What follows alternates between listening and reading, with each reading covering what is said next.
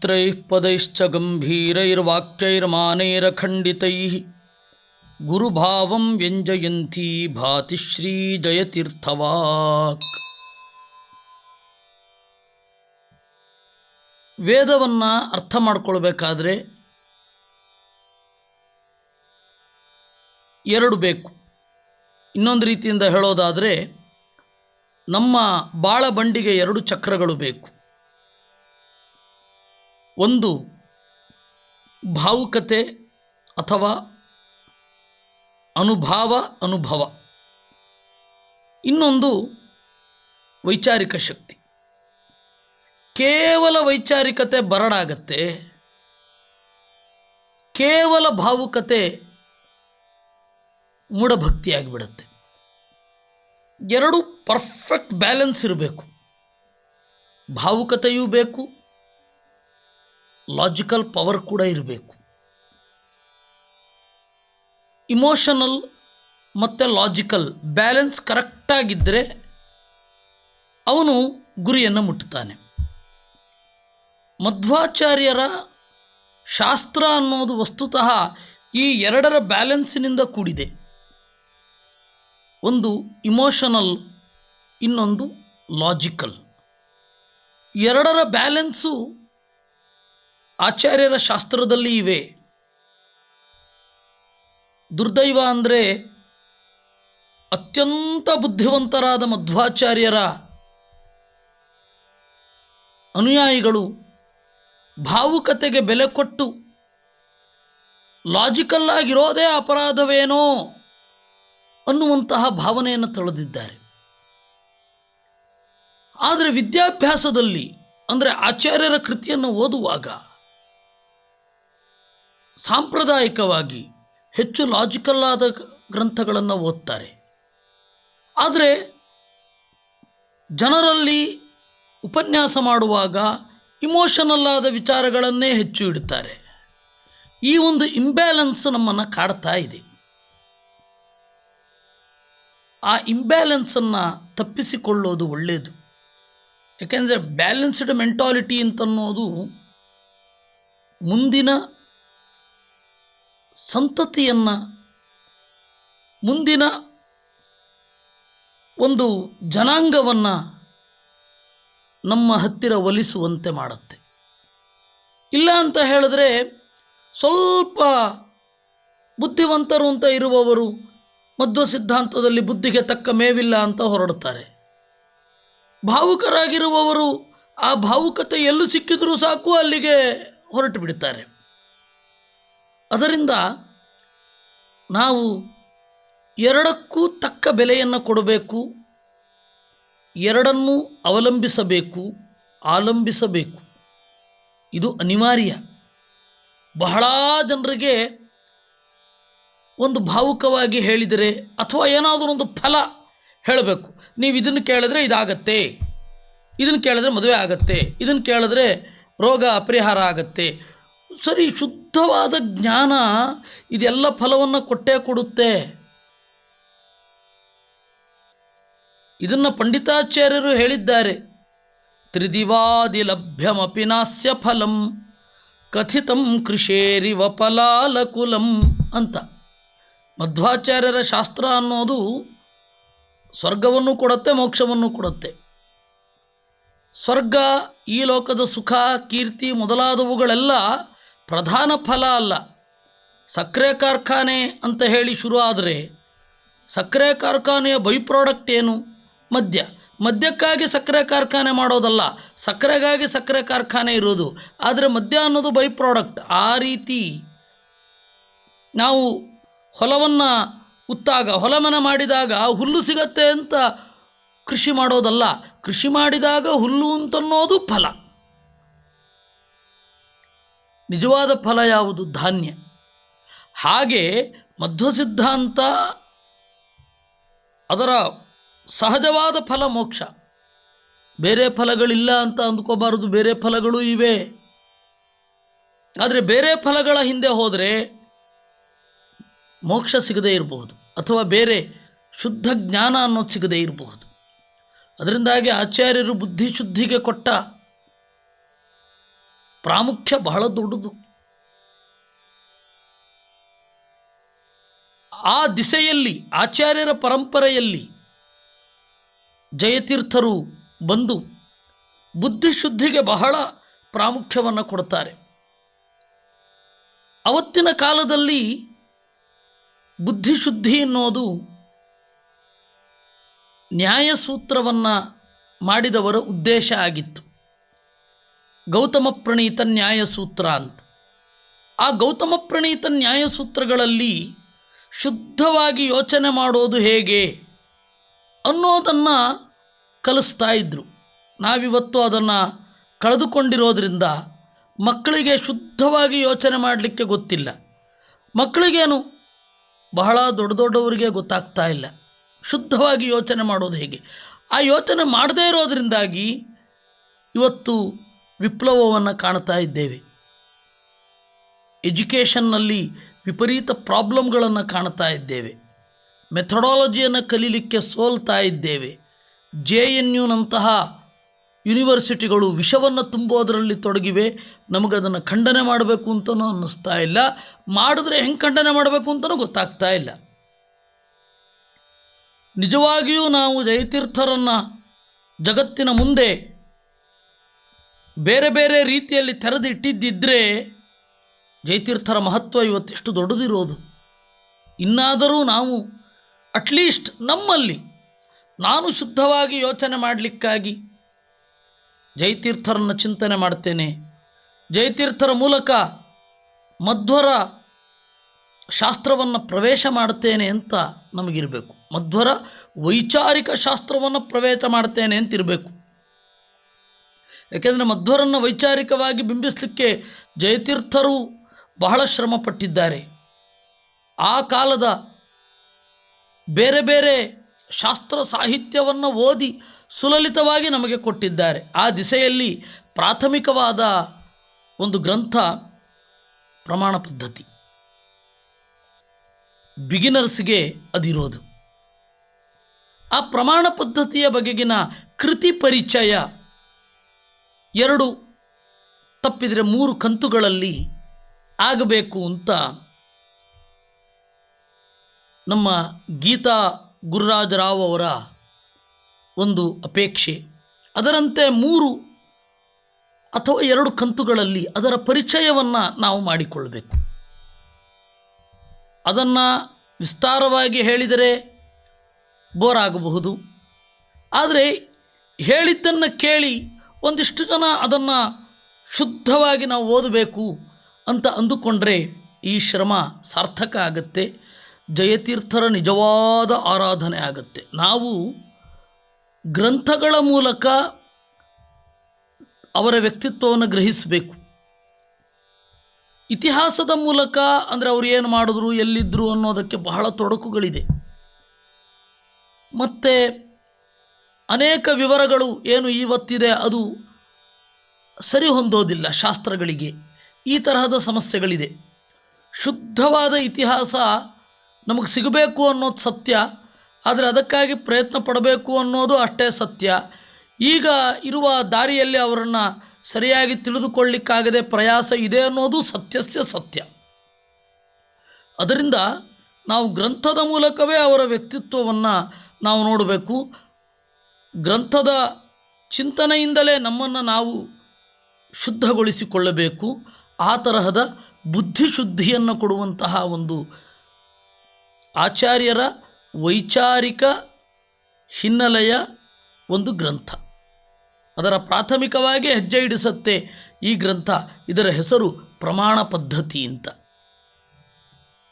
ಪ್ರಮಾಣ ಅಂದರೆ ಏನು? ಪ್ರಮಾಣ ಅಂತಂದರೆ ಮಧ್ವರ ಒಂದು ಚಿಂತನೆ. ಯಥಾರ್ಥಂ ಪ್ರಮಾಣಂ, ವಸ್ತುವನ್ನು ಇದ್ದಂತೆ ಗ್ರಹಿಸಿ ನಮಗೆ ತಿಳಿಸುವ ಜ್ಞಾನ ಅಥವಾ ಶಬ್ದ, ಅದು ಪ್ರಮಾಣ ಅಂತ. ವೇದ ಪ್ರಮಾಣ. ಯಾಕೆ? ವೇದ ಹೇಳುವ ದೇವರು ಅನ್ನುವ ಒಂದು ತತ್ವ ಏನಿದೆ ಅದನ್ನು ಇದ್ದಂತೆ ಗ್ರಹಿಸಿ ನಮಗೆ ಕೊಡುತ್ತೆ. ಅದು ಪ್ರಮಾಣ. ಅರ್ಥ ಅಂದರೆ ವಸ್ತು, ವಸ್ತು ಹೇಗಿದೆಯೋ ಹಾಗೇ ಅರಿವು ಕೊಡುತ್ತೆ, ಅದರಲ್ಲಿ ಬೇರೆ ಯಾವ ದೋಷವೂ ಇಲ್ಲ. ಈ ತರಹದ ಪ್ರಮಾಣ 3: ಒಂದು ಪ್ರತ್ಯಕ್ಷ, ಒಂದು ಅನುಮಾನ, ಇನ್ನೊಂದು ಆಗಮ. ಪ್ರತ್ಯಕ್ಷ ಅಂತಂದರೆ ನಮ್ಮ ಅನುಭವ, ಎಕ್ಸ್ಪೀರಿಯನ್ಸ್. ಈ ಎಕ್ಸ್ಪೀರಿಯನ್ಸ್ 2 ರೀತಿ ಇರ್ತದೆ. ಒಂದು ನಮ್ಮ ಒಳಗಿನ ಅಂಗದಿಂದ ನಾವು ಅನುಭವಿಸುವಂಥದ್ದು, ಜೀವಾತ್ಮ ಅಥವಾ ಮನಸ್ಸು ಮೊದಲಾದವುಗಳು. ಒಳಗಿನ ಇಂದ್ರಿಯದಿಂದ ನಾವು ಗ್ರಹಿಸುವಂತಹದ್ದು, ಅದು ಪ್ರತ್ಯಕ್ಷವೇ. ಇನ್ನು ಹೊರಗಡೆಯ ಇಂದ್ರಿಯ, ಶಬ್ದವೂ ಪ್ರತ್ಯಕ್ಷವೇ, ಕೇಳ್ತೇವಲ್ಲ, ಕಿವಿಯಿಂದ ಅನುಭವಿಸಿ ಅದರ ಅರ್ಥವನ್ನು ಮನಸ್ಸಿನಿಂದ ಅನುಸಂಧಾನ ಮಾಡಿಯೇ ಮಾಡುತ್ತೇವೆ. ಅದರಿಂದಾಗಿ ಶಬ್ದವೂ ಪ್ರಮಾಣ, ಶಬ್ದವೂ ಪ್ರತ್ಯಕ್ಷ. ಇನ್ನು ಆ ಪ್ರತ್ಯಕ್ಷದ ತೀರ ಹಳತಾದರೆ, ಆ ಪ್ರತ್ಯಕ್ಷ ಬೇರೆ ಯಾರ್ದೋ ಆಗಿದ್ದರೆ, ಅದರಲ್ಲಿ ದೋಷ ಇಲ್ಲದೆ ಹೋದರೆ ಅದನ್ನು ವೇದ ಅಂತ ಕರೀತಾರೆ. ಹೀಗಾಗಿ ಪ್ರತ್ಯಕ್ಷ. ಅನುಮಾನ, ಅನುಮಾನ ಅಂದರೆ ಸಸ್ಪೆಕ್ಟ್ ಅಂತ ಅರ್ಥ ಅಲ್ಲ. ಅನುಮಾನ ಹೇಳಿದರೆ ಊಹೆ. ಪ್ರತ್ಯಕ್ಷಕ್ಕೆ ಮತ್ತು ಶಬ್ದಕ್ಕೆ ಅನುಗುಣವಾದ ಊಹೆ, ಅದು ಪರ್ಫೆಕ್ಟ್. ಅದನ್ನು ಅನುಮಾನ ಅಂತ ಕರೆದರು. ಆಮೇಲೆ ವೇದ, ಅದೇ ಶಬ್ದ. ಹೀಗೆ 3 ತರಹದ ಪ್ರಮಾಣಗಳು. ಆ 3 ತರಹದ ಪ್ರಮಾಣಗಳ ದಾರಿಯನ್ನು ತಿಳಿಸುವಂತಹ ಗ್ರಂಥ ಇದು ಪ್ರಮಾಣ ಪದ್ಧತಿ ಅಂತ. ಅಲ್ಲ, ಮಧ್ವಾಚಾರ್ಯರು ಈಗಾಗಲೇ ಪ್ರಮಾಣ ಲಕ್ಷಣ ಅನ್ನುವ ಗ್ರಂಥವನ್ನು ಬರೆದಿದ್ದಾರೆ. ಜಯತೀರ್ಥರ ಗ್ರಂಥ ಏಕೆ ಬೇಕು ಅಂದರೆ, ಜಯತೀರ್ಥರು ಅದಕ್ಕೆ ಉತ್ತರ ಕೊಡ್ತಾರೆ. ಯದ್ಯಪಿ ಭಗವತ್ಪಾದೈರೈವ ಪ್ರಮಾಣ ಲಕ್ಷಣಾಧಿಕಂ ಅಭಿಹಿತಂ. ವಸ್ತುತಃ ಮಧ್ವಾಚಾರ್ಯರು ತಮ್ಮ ಗ್ರಂಥಗಳಲ್ಲಿ ಬೇರೆ ಬೇರೆ ಕಡೆ ಪ್ರಮಾಣದ ಸ್ವರೂಪವನ್ನು ನಿರೂಪಣೆ ಮಾಡಿದ್ದಾರೆ. ತಥಾಪಿ ಗಂಭೀರಯಾ ವಾಚಾ ವಿಕ್ಷಿಪ್ಯ ವರ್ಣಿತಂ. ಆಳವಾದ ಮಾತುಗಳು ಬಹಳ ತಿಳಿದವರು ಬಹಳ ಸಂಕ್ಷಿಪ್ತವಾಗಿ ಹೇಳ್ತಾರೆ. ಅದು ವಿಕ್ಷಿಪ್ಯ ವರ್ಣಿತಂ, ಒಂದು ಕಡೆ ಇಲ್ಲ. ಅನುವ್ಯಾಖ್ಯಾನದಲ್ಲಿ ಒಂದು ಸ್ವಲ್ಪ ಇದೆ, ವಿಷ್ಣುತತ್ವ ನಿರ್ಣಯದಲ್ಲಿ ಒಂದು ಸ್ವಲ್ಪ ಇದೆ, ಬೇರೆ ಬೇರೆ ಕಡೆ ಹೇಳಿದ್ದಾರೆ. ಬೃಹತ್ ಭಾಷ್ಯದಲ್ಲಿ ಒಂದು ಸ್ವಲ್ಪ ಇದೆ. ನಮಂದೈಶಕ್ಯತೆ ಸುಖೇನ ಬೋದ್ಧುಂ. ಅದನ್ನು ಬಿಗಿನರ್ಸಿಗೆ ಅರ್ಥ ಮಾಡಿಕೊಳ್ಳಿಕ್ಕೆ ಕಷ್ಟ ಅದು. ಅದರಿಂದಾಗಿ ತದರ್ಥಮಿದಂ ಪ್ರಕರಣ ಆರಭ್ಯತೆ. ಬೇರೆ ಬೇರೆ ಕಡೆ ಹೇಳಿದ್ದಕ್ಕೆ ಅನುಗುಣವಾಗಿ ಸಾಮಾನ್ಯರ ತಿಳುವಳಿಕೆಗೆ ಅಥವಾ ಬಿಗಿನರ್ಸ್ನ ತಿಳುವಳಿಕೆಗೆ ಅನುಕೂಲವಾಗಿ ನಾನು ಈ ಪ್ರಕರಣವನ್ನು ಹೇಳಿದ್ದೇನೆ ಅಂತ ಜಯತೀರ್ಥರು ನಮಗೆ ಹೇಳಿದ್ದಾರೆ. ಈ ಪ್ರಮಾಣ ಪದ್ಧತಿ ಅನ್ನುವ ಗ್ರಂಥ ಏನಿದೆ, ಮುಂದೆ ಅದು ತರ್ಕತಾಂಡವ ಅನ್ನುವ ವ್ಯಾಸತೀರ್ಥರ ಗ್ರಂಥಕ್ಕೆ ಕಾರಣ ಆಯಿತು. ಇದೇ ರೀತಿಯಲ್ಲಿ ವಿಷಯ ವಿಭಾಗವನ್ನು ಮಾಡಿಕೊಂಡು ಇದೇ ರೀತಿ ಜಯತೀರ್ಥರ ಮಾತುಗಳನ್ನು ಹಿಡಿದುಕೊಂಡು ಅದನ್ನು ಬೇರೆ ಬೇರೆ ರೀತಿಯಲ್ಲಿ ಹಿಗ್ಗಿಸಿದ್ದಾರೆ. ಜಯತೀರ್ಥರು ಅವರ ಕಾಲದಲ್ಲಿ ಅನೇಕ ತರ್ಕ ಗ್ರಂಥಗಳು ಇರಲಿಲ್ಲ. ಜಯತೀರ್ಥರಾದಮೇಲೆ ಅನೇಕ ತರ್ಕ ಗ್ರಂಥಗಳು ಬಂತು. ಅದಕ್ಕೆಲ್ಲ ಉತ್ತರವನ್ನು ತರ್ಕತಾಂಡವದ ಮೂಲಕ ಕೊಟ್ಟಿದ್ದಾರೆ. ವಸ್ತುತಃ ವ್ಯಾಸತೀರ್ಥರ ಏನು ಬೆಳವಣಿಗೆ ಇದೆ ಅದರ ಹಿಂದೆ ಜಯತೀರ್ಥರಿದ್ದಾರೆ. ಉದಾಹರಣೆಗೆ ಒಂದು ಹೇಳ್ತೇನೆ. ಮಧ್ವಾಚಾರ್ಯರ ದೂಷಣತ್ರಯ ಮತ್ತು ವಾದ, ಇವತ್ತು ವಾದ ಅಂದರೆ ಗೊತ್ತಾಗೋಲ್ಲ, ತತ್ವೋದ್ಯೋತ ಅಂದರೆ ಗೊತ್ತಾಗುತ್ತೆ. ಈ 4 ಗ್ರಂಥಗಳನ್ನು ಒಟ್ಟು ಕಲಯಿಸಿ ಜಯತೀರ್ಥರು ವಾದಾವಳಿ ಅಂತ ಒಂದು ಗ್ರಂಥವನ್ನು ಮುಂದೆ ಇಟ್ಟರು. ಆ ವಾದಾವಳಿಯನ್ನು ರಾಜೇಂದ್ರ ತೀರ್ಥರ ಶಿಷ್ಯರು, ಅವರ ಹೆಸರು ವಿಷ್ಣುದಾಸಾಚಾರ್ಯರು ಅಂತ, ಅವರು ವಾದರತ್ನಾವಳಿ ಅಂತನ್ನುವ ಗ್ರಂಥವನ್ನು ಬರೆದರು. ವಾದಾವಳಿಯ ಎಕ್ಸ್ಪ್ಯಾನ್ಷನ್ ವಾದರತ್ನಾವಳಿ. ವಾದರತ್ನಾವಳಿಯ ಎಕ್ಸ್ಪ್ಯಾನ್ಷನ್ ನ್ಯಾಯಾಮೃತ. ನ್ಯಾಯಾಮೃತ ಒಂದು ಬಂದದ್ದರಿಂದ ಇಡೀ ವೈಚಾರಿಕ ಪ್ರಪಂಚ ಗಡಗಡನೆ ನಡುಗಿ ಹೋಯಿತು. ಆ ಥರದ ಆವಿಷ್ಕಾರ ಅದ್ರ ಮೇಲೆ ಇವತ್ತಿಗೂ ಕೂಡ ಖಂಡನೆ ಮಂಡನೆ ಬರ್ತಾ ಇದೆ. ಆ ಥರದ ವೈಚಾರಿಕ ಪ್ರಪಂಚದಲ್ಲಿ ಮಲಗಿದವರನ್ನು ಎಬ್ಬಿಸಿದ ಒಂದು ಗ್ರಂಥ ನ್ಯಾಯಾಮೃತ. ಅದಕ್ಕೆ ಮೂಲಭೂತವಾದದ್ದು ಜಯತೀರ್ಥರ ವಾದಾವಳಿ ವಿಷ್ಣುದಾಸಾಚಾರ್ಯರದ್ದು ವಾದಾವಳಿ. ಇನ್ನು ಅದೇ ರೀತಿ ತರ್ಕತಾಂಡವ ಆ ಹೆಸರಿನಲ್ಲೇ ಒಂದು ಕಿಕ್ಕಿದೆ. ಯಾವುದರಲ್ಲಿ ತಾಂಡವ? ತರ್ಕದಲ್ಲಿ ತಾಂಡವ. ಯಾವುದರಿಂದ ತಾಂಡವ? ತರ್ಕದಿಂದ ತಾಂಡವ. ಯಾವುದರ ತೊತ್ತಳ ತುಳಿತ? ತರ್ಕದ ತಾಂಡವ. ಈ ತರ್ಕತಾಂಡವ ಅದರ ಮೂಲ ರೂಪ ಪ್ರಮಾಣ ಪದ್ಧತಿ. ಪ್ರಮಾಣ ಪದ್ಧತಿಗೆ ಮೂಲ ಪ್ರಮಾಣ ಲಕ್ಷಣ. ಅಂದರೆ ಹಿಂದಿನವರು ಏನು ಸಂಕ್ಷಿಪ್ತವಾಗಿ ಹೇಳಿರ್ತಾರೆ ಅದನ್ನು ತಮ್ಮ ಸಮಕಾಲೀನ ಸಮಾಜಕ್ಕೆ ಉತ್ತರವಾಗಿ, ತಮ್ಮ ಸಮಕಾಲೀನ ಸಾಹಿತ್ಯಕ್ಕೆ ಪ್ರತಿಕ್ರಿಯೆಯಾಗಿ ಹಿಂದಿನವರು ಬೆಳೆಸಿಕೊಂಡ ಬಂದ ಬಗೆ ಅದ್ಭುತ. ಆಮೇಲೆ ಯಾಕೋ ಕಣ್ಮರೆಯಾಗಿ ಹೋಯಿತು ನಮ್ಮಲ್ಲಿ. ಜೆ.ಸಿ. ಬೋಸ್ ಮೊದಲು ಸಸ್ಯಗಳಿಗೆ ಜೀವ ಇದೆ ಅಂತ ಕಂಡುಹಿಡಿದಿದ್ದಾನೆ ಅಂದಾಗ ಯಾವ ಮಧ್ವಶಾಸ್ತ್ರದ ಅನುಯಾಯಿಗಳು ಪ್ರತಿಭಟನೆಯೇ ಮಾಡಲಿಲ್ಲ. ಇಲ್ಲ, ಅದು ಮೊದಲು ಮಧ್ವಾಚಾರ್ಯರು ಹೇಳಿದ್ದು ಅಂತ. ಅದೇ ಆಶ್ಚರ್ಯ ಆಗುತ್ತೆ. ಹಾಗೆ ಪರಮಾಣುವಿನ ಬಗ್ಗೆ ಒಂದು ಏನು ಹೊಸ ಆವಿಷ್ಕಾರಗಳು ಅಂತ ಬಂದಾಗ ಇದನ್ನು ಇಲ್ಲ, ನಾವು ಮೊದಲು ಹೇಳಿದ್ದು ಆಚಾರ್ಯರು ಅಂತ ಹೇಳಲೇ ಇಲ್ಲ. ಆಶ್ಚರ್ಯ ಆಗುತ್ತೆ ಇವೆಲ್ಲ. ಈ ತರಹದ ಪ್ರತಿಕ್ರಿಯೆ ಕೊಡದೇ ಇರೋದ್ರಿಂದಲೇ ಕಡೆಗೆ ಈಗ ಪಠ್ಯಪುಸ್ತಕಗಳನ್ನು ಬದಲಾಯಿಸಲಿಕ್ಕೂ ಆಗೋದಿಲ್ಲ. ಹೀಗಾಗಿ ಬಿಟ್ಟಿದೆ ಪರಿಸ್ಥಿತಿ.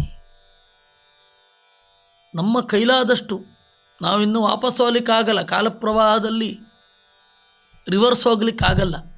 ಇನ್ನು ಮುಂದೆ ಆದರೂ ಕೂಡ ವೃಕ್ಷಗಳಿಗೆ ಜೀವ ಇದೆ ಅಂತ ಮೊದಲು ಹೇಳಿದ್ದು ವೇದವ್ಯಾಸರು, ಅದನ್ನು ಹೇಳಿದ್ದು ಆಚಾರ್ಯರು ಅಂತ ನಮ್ಮ ಮಕ್ಕಳಿಗೆ ಹೇಳಿದ್ರೆ ಅದು ನಿಜವಾದ ಆರಾಧನೆ. ನೋಡಿ, ವಾದ ಪ್ರಕ್ರಿಯೆಯಲ್ಲಿ, ಯೋಚನೆ ಮಾಡುವ ಪ್ರಕ್ರಿಯೆಯಲ್ಲಿ ಬಹಳ ಅದ್ಭುತವಾದ ಕೊಡುಗೆಗಳನ್ನು ಕೊಟ್ಟವರು ಜಯತೀರ್ಥರು. ಬುದ್ಧಿಶುದ್ಧಿಯನ್ನು ಉಂಟು ಮಾಡಲಿಕ್ಕೆ ನಮಗೆ ಕೊಟ್ಟಿದ್ದು, ಒಳ್ಳೆಯ ಗ್ರಂಥಗಳನ್ನು ಕೊಟ್ಟಿದ್ದು ಜಯತೀರ್ಥರು ಅಂತ ಹೇಳಿ ಮಕ್ಕಳಿಗೆ ಹೇಳಿ ಬೆಳೆಯಿಸಿದರೆ ಅದು ನಿಜವಾದ ಆರಾಧನೆ ಆಗತ್ತೆ. ನಮಗೆ ಇವತ್ತು ಆರಾಧನೆ ಅಂತಂದರೆ ವರ್ಷಕ್ಕೆ ಒಮ್ಮೆ ಹೋಗಿ ಒಂದು ದೊಡ್ಡ ಸಮಾರಂಭ ಮಾಡಿ ಉಂಡು ಬರುವುದಾಗಿದೆ. ಅದಲ್ಲ, ಅದು ಹಂಗೆ ಮಾಡಬಾರ್ದು ಅಂತ ನಾನು ಹೇಳ್ತಾ ಇಲ್ಲ. ಅದ್ರ ಜೊತೆಗೆ ಇದು ಬೇಕು ಅಂತ ನಾವು ಅವರ ಬಗೆಗಿನ ಬೇರೆ ಎಲ್ಲ ಅಸ್ಪಷ್ಟವಾದ ಇತಿಹಾಸದ ಎಳೆಗಳನ್ನು ನಮಗೆ ಬೇಕಾದ ಹಾಗೆ ಜಗ್ಗಿಸಿ ಹಿಗ್ಗಿಸಿ ಅದು ಬೇಕಿಲ್ಲ. ನಮಗಿದು ಬೇಕು. ಅವ್ರು ಏನು ಮಾಡಿದ್ರು ಕೆಲಸ, ಅವರಿಂದ ಏನು ಉಪಯೋಗ ಆಯಿತು ಅನ್ನೋದು ಬೇಕು. ಅವರು ಗ್ರಂಥದ ಎಷ್ಟು ದಿವಸ ಅಂತ ಹೊರಪೌಳಿಯಲ್ಲಿ ಸುತ್ತು ಹೊಡೆಯೋದು, ಗರ್ಭಗುಡಿ ಒಳಗಡೆ ಬರಬೇಕಲ್ವಾ? ಬನ್ನಿ, ಎಲ್ಲರೂ ಒಟ್ಟಿಗೆ ಹೋಗೋಣ ಗರ್ಭಗುಡಿಗೆ. ಹೀಗಾಗಿ ಜಯತೀರ್ಥರ ಒಂದು ಆ ಪ್ರಮಾಣ ಪದ್ಧತಿ ಅಂತನ್ನುವ ಕೃತಿ ಏನಿದೆ ಅದರ ಬಗ್ಗೆ ಪರಿಚಯವನ್ನಷ್ಟೇ ನಾವಿಲ್ಲಿ ಮಾಡಬಹುದು. ನಾನೊಂದು ಸಿಂಪಲ್ ಕ್ವಶನ್ ಕೇಳ್ತೇನೆ ನಿಮಗೆ. ಸಂಶಯ ಹೇಗೆ ಬರುತ್ತೆ? ಒಬ್ಬನಿಗೆ ಸಂಶಯ ಹೇಗೆ ಬರುತ್ತೆ? ಯಾರು ಯೋಚನೆ ಮಾಡಿರಲ್ಲ. ಸಂಶಯ ಬಂದಿರುತ್ತೆ, ಪರಿಹಾರ ಆಗಿರುತ್ತೆ, ಮುಗೀತು. ನಮ್ಮ ಬಗ್ಗೆ ನಮಗೆ ಯಾಕೆ ಅಷ್ಟೊಂದು ಆಸಕ್ತಿ ಅಂತ, ನಮ್ಮ ಬಗ್ಗೆ ನಮಗೆ ದಿವ್ಯ ನಿರ್ಲಕ್ಷ್ಯ. ನಮ್ಗೆ ಸಂಶಯ ಬಂತು, ಪರಿಹಾರ ಆಯಿತು, ಸಂಶಯ ಯಾಕೆ ಬರುತ್ತೆ ಅಂತ ಯಾವನ ತಲೆ ಕೆಡಿಸ್ಕೊತಾನೆ ಅಂತ. ಹಾಗಲ್ಲ ಅದು. ಯಾಕೆ ಅಂದರೆ ಇದೆಲ್ಲವೂ ಕೂಡ ನಮ್ಮನ್ನು ನಾವು ಶುದ್ಧಿಗೊಳಿಸಿಕೊಂಡ್ರೆ ನಾವು ಮಾಡುವ ವಿಚಾರ ಪರ್ಫೆಕ್ಟ್ ಆಗಿರುತ್ತೆ. ಸರಿ, ಸಂಶಯ ಯಾಕೆ ಬರುತ್ತೆ? ಮೊದಲು 5 ಸಂಶಯಗಳು ಅಂತ ಹೇಳಿದ್ರು. ಸಾಧಾರಣ ಅಂತಂದರೆ ಕಾಮನ್ ಕ್ವಾಲಿಟೀಸ್, ಅಸಾಧಾರಣ ಧರ್ಮ ಎಕ್ಸ್ಕ್ಲೂಸಿವ್ ಕ್ವಾಲಿಟಿ, ವಿಪ್ರತಿಪತ್ತಿ, ಕೆಲವೊಮ್ಮೆ ಬೇರೊಬ್ಬರು ವಿವಾದ ಮಾಡ್ತಾ ಇದ್ದಾಗ ಸಂಶಯ ಬರುತ್ತೆ.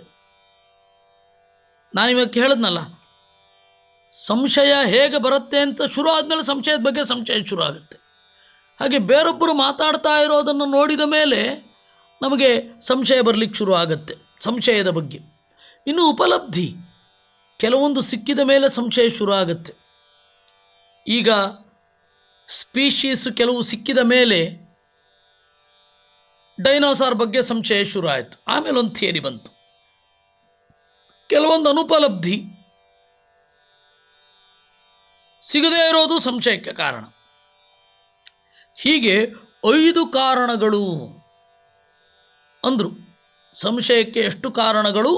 5 ಕಾರಣಗಳು ಅಂದರು. ಆಗ ಎಲ್ಲರೂ ಹಾಗೆ ಚಿಂತನೆ ಮಾಡ್ಕೊಂಡು ಬರ್ತಾ ಇದ್ದರು. ಆಗ ಒಬ್ಬ ಬುದ್ಧಿವಂತ ಬಂದ. ಅವನ ಹೆಸರು ಭಾಸರವಜ್ಞ ಅಂತ. ಅವನ ಒಂದು ಗ್ರಂಥ ನ್ಯಾಯಸಾರ. ಆ ನ್ಯಾಯಸಾರ ಅನ್ನುವ ಗ್ರಂಥದಲ್ಲಿ ಅವನು ಬರೆದ, ಇಲ್ಲ ಇರೋದೇ 3 ಅಂದ ಅವನು. ಸಾಧಾರಣ, ಅಸಾಧಾರಣ, ವಿಪ್ರತಿಪತ್ತಿ, 3. ಒಂದೋ 2 ಕಡೆ ಇರುವ ಕಾಮನ್ ಕ್ವಾಲಿಟಿಯಿಂದ ನಮಗೆ ಸಂಶಯ ಬರಬೇಕು. 2 ಕಡೆ ಇರುವ ಅಥವಾ ಒಂದೇ ಕಡೆ ಇರುವ ಎಕ್ಸ್ಕ್ಲೂಸಿವ್ ಕ್ವಾಲಿಟಿಯಿಂದಲೂ ಸಂದೇಹ ಬರುತ್ತೆ. ಇದು ಒಂದರಲ್ಲೇ ಇರೋದಾ, ಬೇರೆ ಕಡೆಯೂ ಇದೆಯಾ, ಅಥವಾ ಇದೆ ಅಂತ ನಾವು ಅಂದುಕೊಂಡಿದ್ದೇವಾ ಅಂತ ಸಂಶಯ ಬರುತ್ತೆ. ಇನ್ನು ವಿಪ್ರತಿಪತ್ತಿ, ಇಬ್ಬರು ವಾದ ಮಾಡ್ತಾ ಇರುವಾಗ ಆ ವಾದವನ್ನು ಕೇಳಿದ ಮೇಲೆ ನಮಗೆ ಸಂಶಯ ಬರಲಿಕ್ಕೆ ಶುರು ಆಯಿತು. ಹೌದಲ್ಲ, ನಾನು ಯೋಚನೆಯೇ ಮಾಡಿರಲಿಲ್ಲ. ನಾನಿದನ್ನು ಸಂಕ್ಷಿಪ್ತವಾಗಿ ಹೇಳ್ತಾ ಇರೋದು.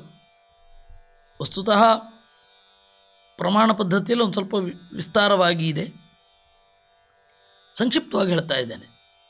ಅದರಿಂದಾಗಿ ಸಂಶಯಕ್ಕೆ ಏನು ಕಾರಣ? ಭಾಸರವಜ್ಞ ಅದಕ್ಕಿಂತ ಮೊದಲು 5 ಅಂದರು, ಭಾಸರವಜ್ಞ 3 ಅಂದ. ಜಯತೀರ್ಥರು ಹೇಳಿದ್ರು, ವಯಂತು ಭ್ರೂಮಃ